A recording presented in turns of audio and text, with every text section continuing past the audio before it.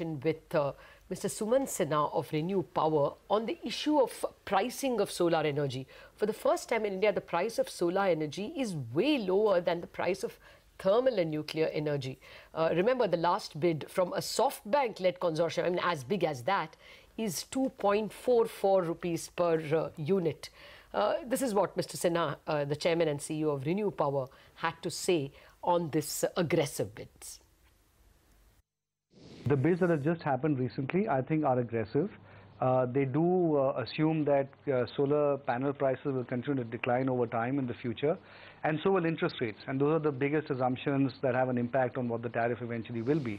I think the people who made those bids have probably made certain assumptions, and now we have to see whether those assumptions will pan out or not.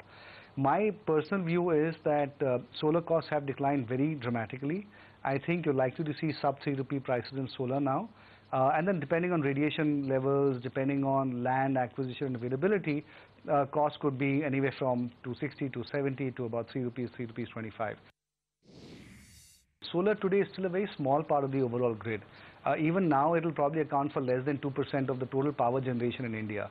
So even if you scale it up to the government's target of 100,000 megawatts in the next 5 years, it will account for less than 7-8% of the total power generated in the country. And so I don't think that small an amount can actually threaten large legacy systems.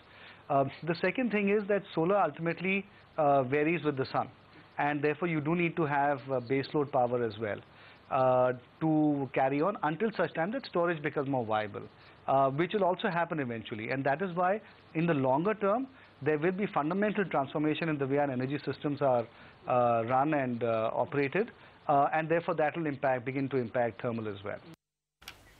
Okay, that's the word coming in.